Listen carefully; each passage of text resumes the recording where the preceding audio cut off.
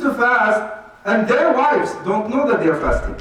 They leave the house with breakfast and their wives don't know that they are fasting. Can you imagine the one that your partner does not know as a husband that your wife is, that you are fasting for Allah subhanahu wa ta'ala? To keep that ibadah so pure for Allah Azza wa Jal. The more sincerity you have in it, the more Allah Azza wa Jal will bless you. And they didn't mention the reward. قَالَ وَالصِّيَامُ لِي وَأَنَا أَجْزِي بِهِ. I will reward for it tremendously. How far you come, how clear you bring it, this is how much Allah subhanahu wa ta'ala will bless you, bring it closer. So here Rasulullah brought the fasting. قَالَ وَأُحِبُّ أَنْ يُرْفَعَ عَمَلِي وَأَنَا صَائِمٌ. So at least, my dear brothers and sisters, in this month, we should at least fast Mondays and Thursdays, and 13, 14, and 15. We know we have work, we know we have things, but one of the things that sometimes we projected, today I have a lot of work. So I need to have my coffee, I need to have my protein, I have to have my vitamins, I need to have this. Well, wait until Ramadan comes. You're not gonna fast. So this is an indication for us to get physically ready. You're not going to wait until Ramadan comes and then you feel struggling. The first 3 days you have headache, you're tired, you just want to sleep. That's not the moment to do that.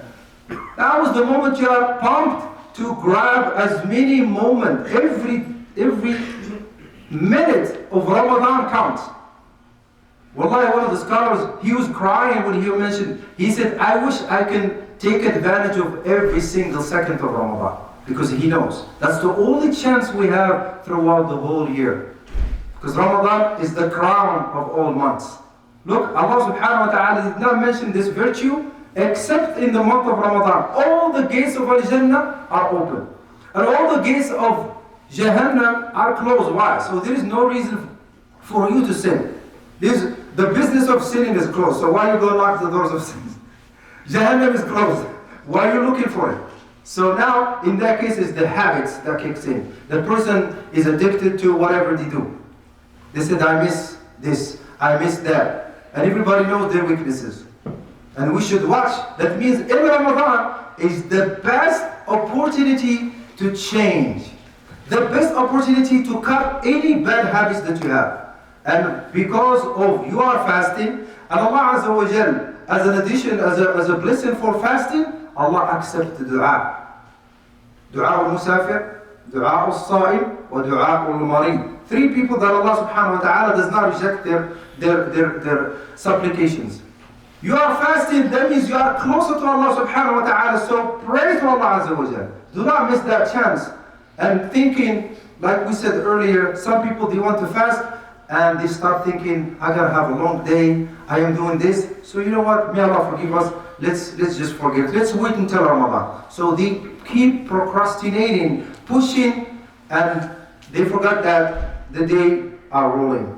If you don't fast till Monday, you're gonna fast tomorrow. No, not necessarily. I'll wait until Thursday. Thursday comes, well, I can't, I didn't sleep well last night. So they never want to attack themselves and face themselves and say, I will fast, and I know. It is the secret about Ramadan, about fasting. Allah subhanahu wa ta'ala will give you the strength to fast. And if you think you are fasting, you have a lot of work, don't think about how much strength you need. Think about Allah Azza wa Jal may exempt you from that work. You don't have to work that day. You don't have to hustle that day. Allah is going to make everything smooth because you are helped. You are supported by the help of Allah subhanahu wa ta'ala. You have no idea how many angels Allah sent to be with you and makes everything smooth for you. So that's why if Allah chooses fasting and love it, you should put yourself into that. Do not miss the opportunity because we don't know how much time we have in this dunya.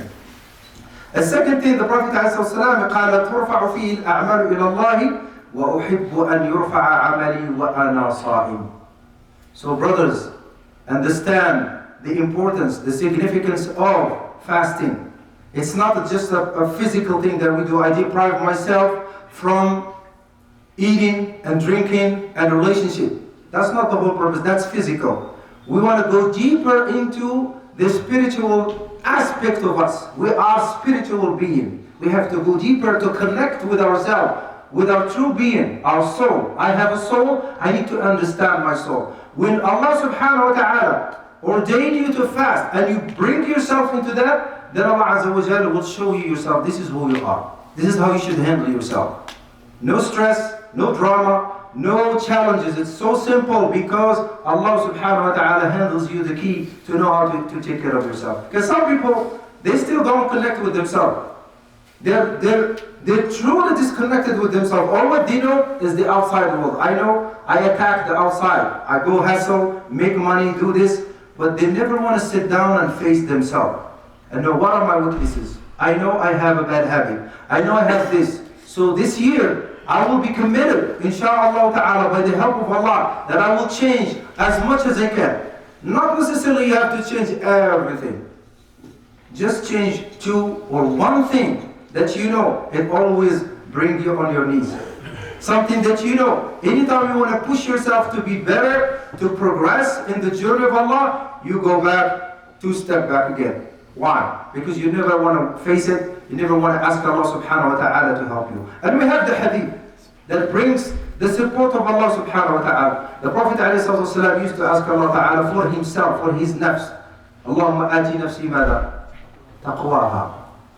You need ask Allah ta'ala because Allah put taqwa here and then He put the wickedness in the other side.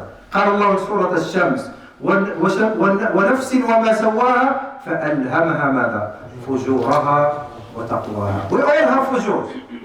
You cannot hide from that. We all have wickedness in one side, but we also have taqwa in the other side. Whichever you fill up is what you're going to drive yourself with.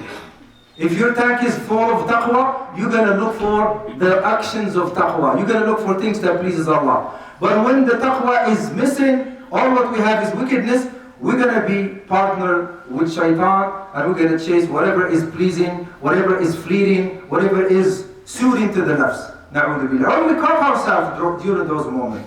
We know we're doing something bad. We feel guilty inside, but we cannot help it. But if you say you cannot help it, wallahi, you can help it. You have the ability right here in your tongue. It's not muscles. It's not strength. It's right here in your tongue. But you need a heart for that. You have to believe in it. You have to understand Allah Ta'ala is listening to you, waiting for you to make that sincere dua, but you are willing to change. And Allah Azza wa Jal, when He spoke about change, and I mentioned this before we go to the hadith, to the dua, قال الله سبحانه وتعالى, most of us have heard this ayah many times.